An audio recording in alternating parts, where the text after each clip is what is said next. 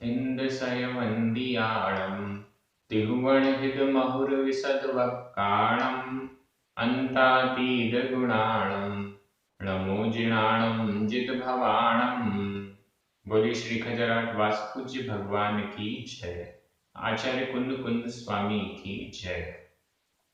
हम सभी बड़े सौभाग्यशाली हैं जो हमें आचार्य कुंद कुंद स्वामी का महान ग्रंथ पंचास्तिकाय अध्ययन का अवसर मिल रहा है।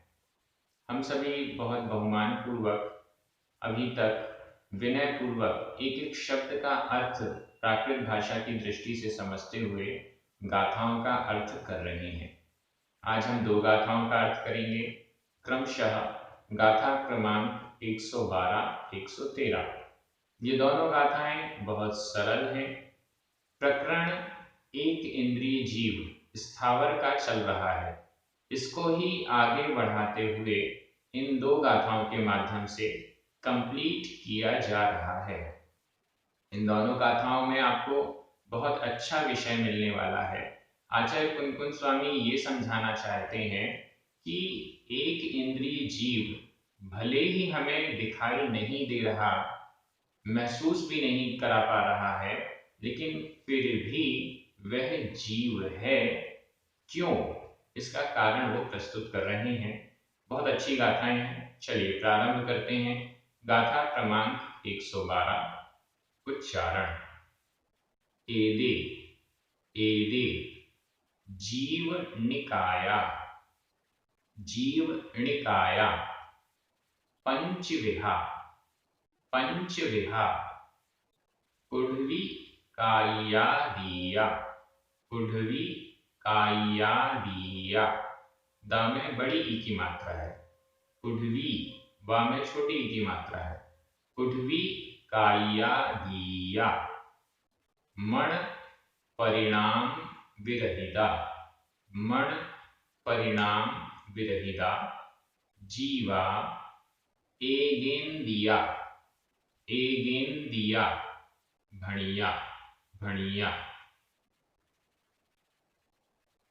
एदे जीवनिकाया एदे जीवनिकाया पंचविहा कुढ़विकाया दिया पंचविहा कुढ़विकाया दिया मण परिणाम विरहिता मण परिणाम विरहिता जीवा एगेंदिया भणिया जीवा एगेंदिया भणिया। गाथा बहुत सरल है। एदे एदे ये एदे मतलब ये जिनका प्रकरण चल रहा है वो। एदे ये जीव निकाया निकाय निकाय का मतलब होता है समूह। जीव निकाय जीवों का समूह। एदे यानी ये जो जीवों का समूह है जिसकी चर्चा पूर्व की गाथाओं से चल रही है। ऐसे जो एक इंद्रिय स्थावर हैं जो अपने स्पर्शन इंद्रिय के द्वारा ही सुख और दुख का अनुभव करते हैं। सुख का तो नहीं पता कैसे करते होंगे, लेकिन दुख का अनुभव तो करते ही होंगे। और क्या करते हैं? ऐसे जो भी एक इंद्रिय जीव हैं, जीव निकाया जीव के निकाय हैं, जीव के समूह हैं जिनकी चर्चा हुई, वो कैसे हुए? पंचविहा पंच यानी पांच, विह प्रकार, पंचविहा पांच प्रकार के कुढ़वी काया दिया। संधि विच्छेद करिए यहां पर। कुढ़वी काय य में छोटा अ और आदिया बड़ा आ। छोटा आ और बड़ा आ मिलकर बड़ा आ हो गया। कुढ़वी काय आदिया कुढ़वी काय कुढ़वी पृथ्वी काय कायिक पृथ्वी कायिक आदि। एदे ये कुढ़वी काय आदिया पृथ्वी कायिक आदि जीव निकाया जीवों के समूह पंचविहा पांच प्रकार के। और क्या विशेषण है? नीचे वाली लाइन मण परिणाम विरहिता मण मन परिणाम, मन के परिणाम से विरहित। ये जो नीचे वाली लाइन है वो गाथा क्रमांक 111 में भी एकदम सेम थी, वैसी की वैसी थी। मन परिणाम से रहित हैं, मन से रहित हैं। ये जो पांचों पृथ्वी कायिक आदि हैं ये मन से रहित हैं, इनमें मन नहीं होता है। मन किसमें होता है? जो पांच इंद्रिय जीव हैं, सबसे पहले जिनकी पांचों इंद्रियां पूर्ण हो जाती हैं, मतलब जो चार इंद्रिय जीव हैं वहां तक तो मन हो ही नहीं सकता, लेकिन पांच इंद्रिय जीव के पास ही मन हो सकता है। उसमें भी पांच इंद्रिय वाले जीवों में भी कुछ त्रियंश ऐसे होते हैं जिनके पास मन नहीं होता है। मनुष्य, देव, नारकी, इनके पास तो नियम से मन होता है, लेकिन त्रियंशों में पंचेंद्रिय त्रियंश मन से सहित भी होते हैं और मन से रहित भी होते हैं। यहाँ एक इंद्रिय की चर्चा में मण परिणाम विरहिता, मन परिणाम से विरहित, विरहित रहित, मन से रहित, ये पांचों निकाय, पांचों समूह एक इंद्रिय जीवों के पृथ्वी कायिक आदि के होते हैं। जीवा यानी जीव, एगेंदिया, इसका भी संधि विच्छेद कर लीजिए, एग ग में छोटा अ, और इंदिया ई, अ और ई मिलकर ए हो गया तो बन गया एगेंदिया, एक इंद्रिय, एक इंद्रिय। भणिया कहे गए हैं, भणिया कहे गए, क्या कहे गए? ये जीव एकेंद्रिय कहे गए। यहाँ पर पूरी जो चर्चाएं हुई हैं उसको उपसंहार के रूप में प्रस्तुत कर दिया। ये जो पृथ्वी कायिक आदि हैं ये पांचों स्थावर एक इंद्रिय जीव हैं, मन परिणाम से रहित हैं और पांच प्रकार के हैं। पांच प्रकार कौन से? पृथ्वी कायिक, जल कायिक, अग्नि कायिक, वायु कायिक और वनस्पति कायिक, ये पांच प्रकार के हैं। इसके पहले जो कुछ चर्चा हुई थी हल्की फुल्की, उसमें से कई लोगों को कुछ शंकाएं हैं, मैं उसको वापस रिपीट कर रहा हूं थोड़ा सा। जिस विषय में अधिकांश बार शंकाएं होती हैं उस विषय को रिपीट कर देता हूं।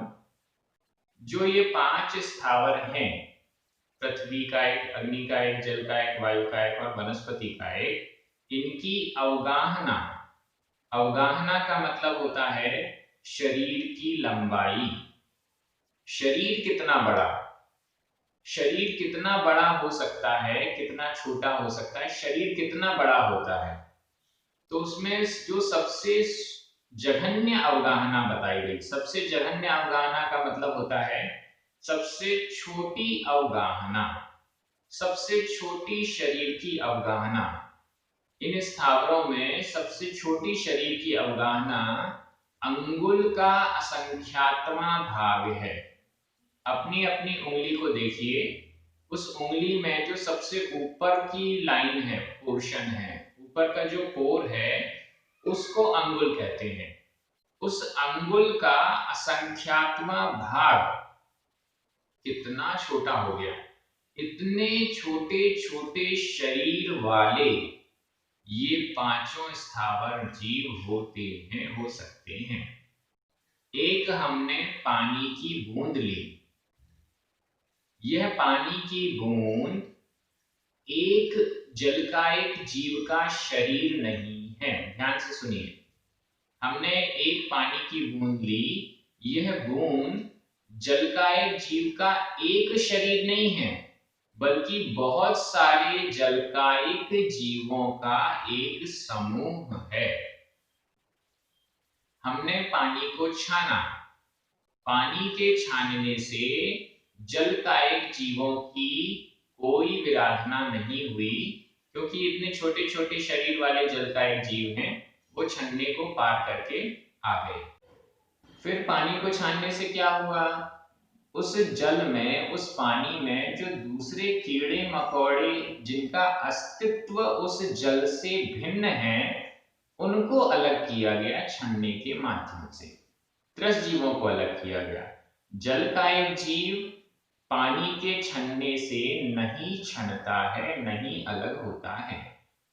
उसको अलग करने के लिए प्रासुक किया जाता है, गर्म किया जाता है, अलग अलग विधि से प्रासुक किया जाता है। ऐसे ही पृथ्वी का एक बड़ा पत्थर है, कोई भी बड़ा पत्थर है, उस बड़े पत्थर में बहुत सारे पृथ्वी का एक जीवों का समूह है, बहुत सारे पृथ्वी का एक जीव मिलकर वह एक बड़ा पत्थर बना हुआ है।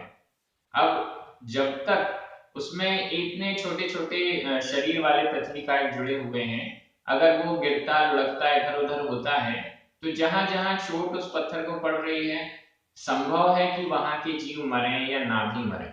जहां जहां सूर्य की रोशनी तेज पड़ रही है, संभव है कि वहां के जीव मरण को प्राप्त हो या ना हो, कठोर है इसलिए नहीं हो।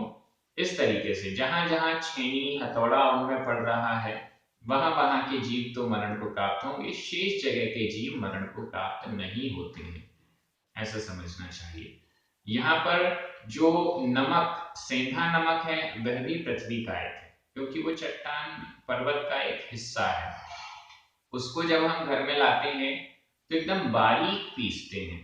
इतना बारीक पीसने के बाद भी उसमें संभावना है कि पृथ्वी का एक जीव हो। इसलिए जब हम मुनि महाराज जी इत्यादि के लिए जो सचित्त का त्याग किए हुए हैं, ऐसे व्रती शावकों के लिए आहार दान करते हैं, भोजन कराते हैं, तो हम उस नमक को सीधा सीधा नहीं दे सकते उनकी थाली में, उसे अचित्त करना होता है। तो गर्म सब्जी आदि में हम डाल देते हैं, उससे वो अचित्त हो जाता है। या रोटी आदि में आटे में हमने मिलाया, तो रोटी तवे पे, गैस पे या जिस पे भी अग्नि में पक गई, तो वो अपने आप अचित्त हो जाता है। यहाँ सचित्त और अचित्त कैसे, सचित्त को अचित्त कैसे किया जाता है, इस पर भी हमें विशेष ध्यान इस व्याख्या से समझ में आनी चाहिए।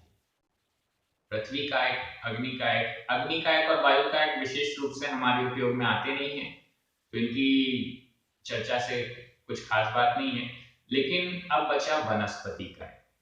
वनस्पति काय में भी एक पेड़ जो दिखाई दे रहा है, वो एक जीव नहीं बल्कि असंख्यात जीवों का समूह है।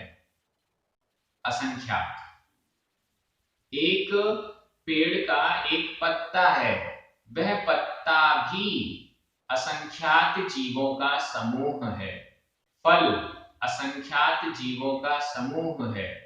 फूल असंख्यात जीवों का समूह है। कोई भी फल, फूल, पत्ता एक जीव या संख्यात जीव का समूह नहीं है, असंख्यात जीव का समूह है। असंख्यात वनस्पति का एक जीवों का समूह है। उसमें कीड़े मकोड़े हैं, वो तो अलग हैं, वो त्रस हैं, उनको नहीं गिन रहे हैं। लेकिन एक पत्ती, फूल, एक फल, एक टहनी, एक शाखा, ये पूरा एक पेड़, ये सब असंख्यात जीवों का समूह है। धनिया पत्ती है, छोटी छोटी सी रहती है, इतनी सी धनिया पत्ती को भी हम एक वनस्पति का एक जीव का शरीर नहीं कह सकते, उसको भी हमें असंख्यात ही कहना होगा। असंख्यात वनस्पति का एक जीवों का समूह ही कहना होगा, ऐसा हमें समझना चाहिए। मात्र हमने उस धनिया पत्ती को तोड़ लिया, इससे वह अचित्त नहीं हो गई। उसको अचित्त करने की अलग अलग विधियां हैं, तो ऐसा हमें समझना चाहिए। ये गाथा कंप्लीट हो गई है। इस गाथा में जो व्याकरण के शब्द आए हैं उन पर ध्यान दीजिए। एदे, जीवनिकाया, पंचविहा, पूर्विकाया आदि सारे के सारे शब्द जितने भी आए हैं, वो सब प्रथमा विभक्ति का बहुवचन है। सारे शब्द प्रथमा विभक्ति के बहुवचन हैं। यहाँ पर विरहिदा और भणिया, विरहिदा यह भूतकालिक कृदंत का अनियमित प्रयोग है और भणिया यह भी भूतकालिक कृदंत का नियमित प्रयोग है। इस प्रकार से बाकी सब सरल है। गाथा का अर्थ मैं दोबारा नहीं कर रहा क्योंकि गाथा सरल है। अब सीधे हम गाथा क्रमांक 113 पर चलते हैं। उच्चारण। अंडेसु, अंडेसु, पवड्ढन्ता, पवड्ढन्ता, आधा ड, ढ और बिंदी, पवड्ढन्ता, पवड्ढन्ता, गब्भत्था, गब्भत्था, आधा ब भ, आधा त थ, गब्भत्था, मानुषा, मानुषा, य, मुच्छ गया, मुच्छ गया, आधा च छ, मुच्छ गया, जारिसया, जारिसया, तारिसया, जारिसया, तारिसया, जीवा, एगेंदिया, एगेंदिया, णेया, णेया, अंडेषु पवड्ढन्ता, अंडेषु पवड्ढन्ता, गब्भत्था मानुषाय मुच्छ गया, गब्भत्था मानुषाय मुच्छ गया, जारिसया तारिसया, जारिसया तारिसया, जीवा एगेंदिया णेया, जीवा एगेंदिया णेया। गाथा बहुत सरल है, बहुत महत्वपूर्ण है। हम नहीं मान पाते कि पृथ्वी का एक आदि जो 5 स्थावर हैं, इनमें भी जीवपना है। हमें लगता है ये पृथ्वी, जल, अग्नि, वायु, इनमें तो जीव कहीं समझ में ही नहीं आता। वनस्पति कायक में भले फिर भी जीव समझ में आ जाता है, छोटा सा पौधा लगाया वो बड़ा हो रहा है, मतलब इसमें जीव है। लेकिन पृथ्वी कायक में ऐसा समझ में नहीं आता, जल में ऐसा समझ में नहीं आता। तो कैसे समझे? आचार्य कुनकुन स्वामी ने बहुत अच्छी गाथा ये लिखी है। वो समझाना चाहते हैं कि एकेंद्रीय जीव हमें भले दिख नहीं रहा, कोई हरकत करते हुए नहीं समझ में आ रहा है, फिर भी कैसे है, कैसे हम माने कि उसमें, उस पृथ्वी में, चट्टान में, इस जल की राशि में, वायु में, इन सब में जीव है, ये भी जीव हैं, ये जीव का शरीर हमें दिख रहा है, ये हम कैसे समझें? उसके लिए बहुत अच्छी ये गाथा दी गई है। अंडेषु पवड्ढन्ता, अंडेषु, अंडों में, अंडों में, पवड्ढन्ता, बढ़ता हुआ, पवड्ढन्ता, बढ़ता हुआ। नीचे एक शब्द दिया गया है जारिसया, जारिसया जैसे, जिस प्रकार, जिस तरह, तारिसया उस तरह, जिस तरह इनमें जीव है उस तरह एकेंद्रीय जीव स्थावर में भी जीव है। ऐसा ये उदाहरण दे रहे हैं। जारिसया जिस प्रकार, तारिसया उस प्रकार। जारिसया जिस प्रकार, अंडेषु पवड्ढन्ता, अंडेषु अंडों में, पवड्ढन्ता बढ़ता हुआ, जिस प्रकार अंडों में बढ़ता हुआ जीव होता है, तारिसया उसी प्रकार एगेंदिया जीवा, एकेंद्रीय जीव, नेया जानना चाहिए। एगेंदिया एक इंद्रिय, संधि विच्छेद कर लीजिए, एग प्लस इंदिया, ग में छोटा आ, इंदिया का ई, अ और ई मिलकर ए हो गए। तारिसया उसी प्रकार, एगेंदिया एक इंद्रिय जीव, जीवा जीव, उसी प्रकार एक इंद्रिय जीव, णेया जानना चाहिए। अंडों में बढ़ता हुआ, अंडा होता है, चाहे वह किसी पक्षी का हो या किसी अन्य जानवर का हो, अंडे के अंदर जीव है या नहीं, हमें कैसे पता चलता है? अंडा जैसे जैसे बढ़ता जाता है उसमें ग्रोथ दिखती है, तो इससे ये हम अनुमान लगाते हैं कि इसके अंदर जो जीव है वह भी ग्रोथ कर रहा है, वह भी बढ़ रहा है। और अगर अंदर कोई प्रॉब्लम हो गई है तो वह अंडा म्लान होने लगता है, मुरझाने लगता है। तो इससे ये पता चलता है कि इस अंडे के अंदर जो जीव था अब वो विकास को प्राप्त नहीं हो रहा है, या तो मरण को प्राप्त हो गया है या वो ह्रास को प्राप्त हो रहा है, मतलब विकासशील नहीं है, अविकसित है, ऐसी अवस्था में है।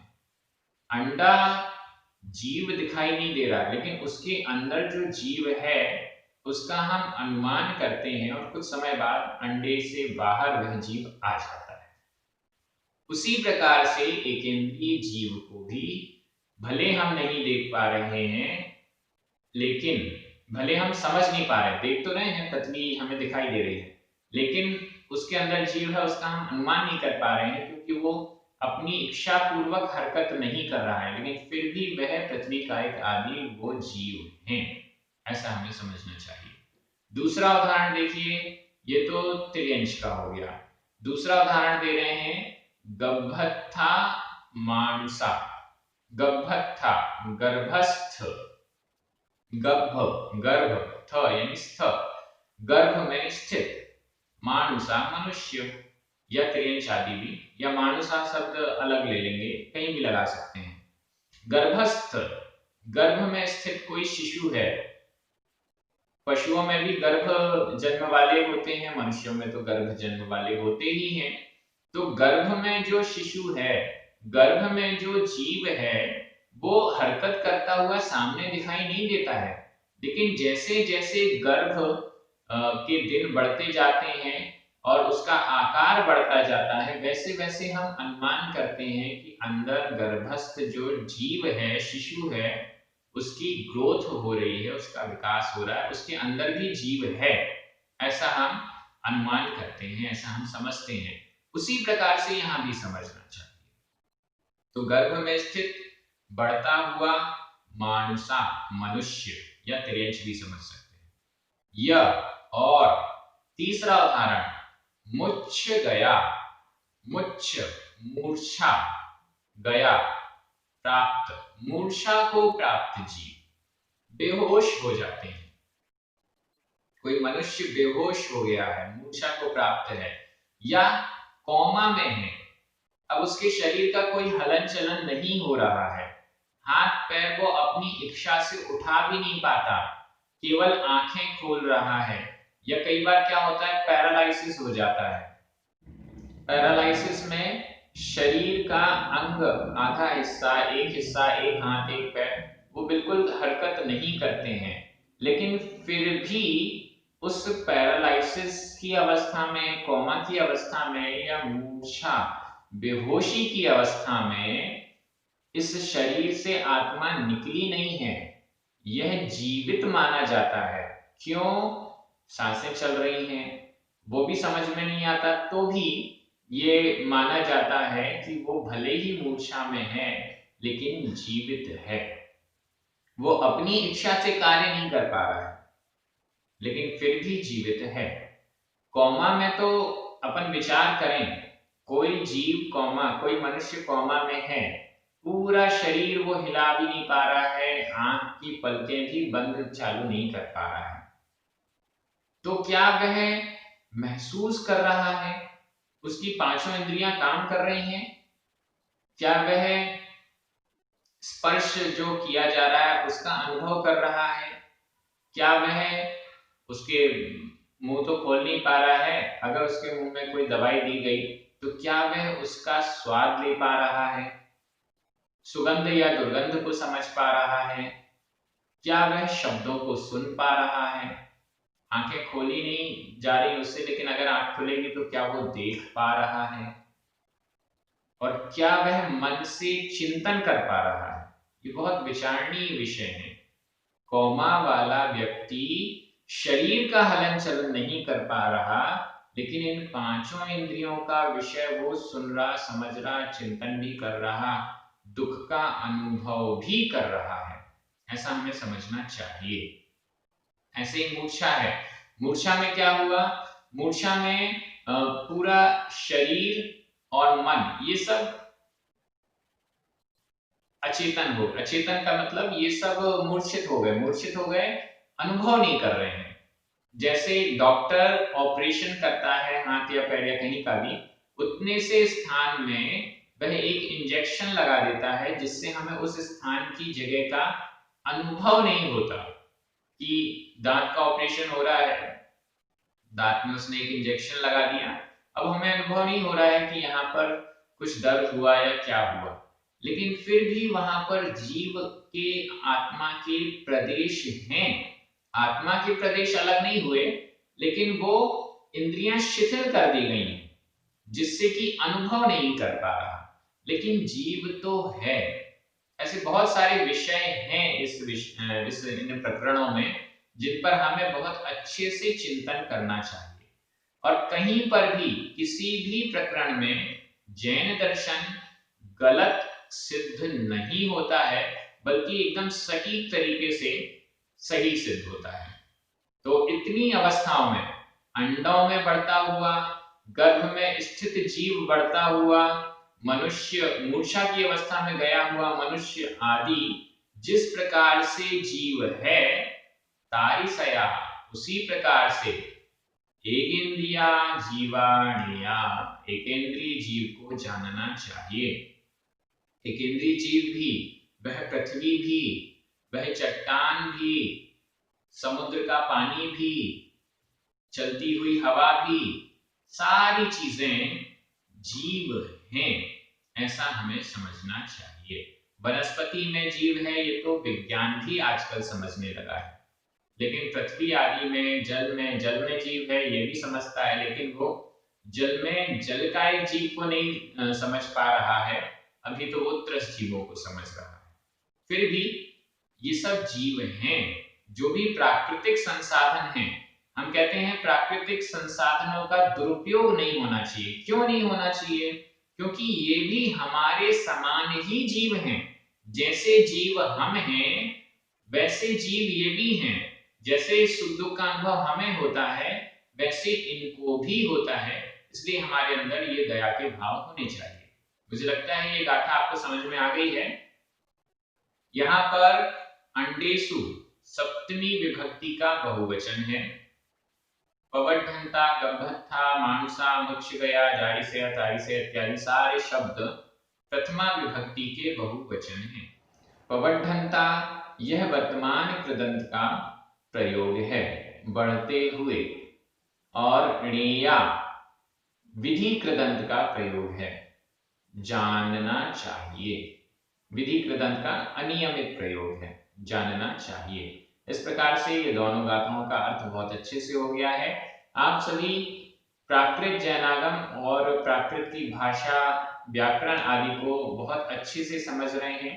अब तो आपके लिए एक बहुत अच्छी सहूलियत हो गई है प्राकृत ऐप की। आप उस ऐप के माध्यम से बहुत आसानी से सारे के सारे वीडियोस एक के बाद एक देख सकते हैं, समझ सकते हैं।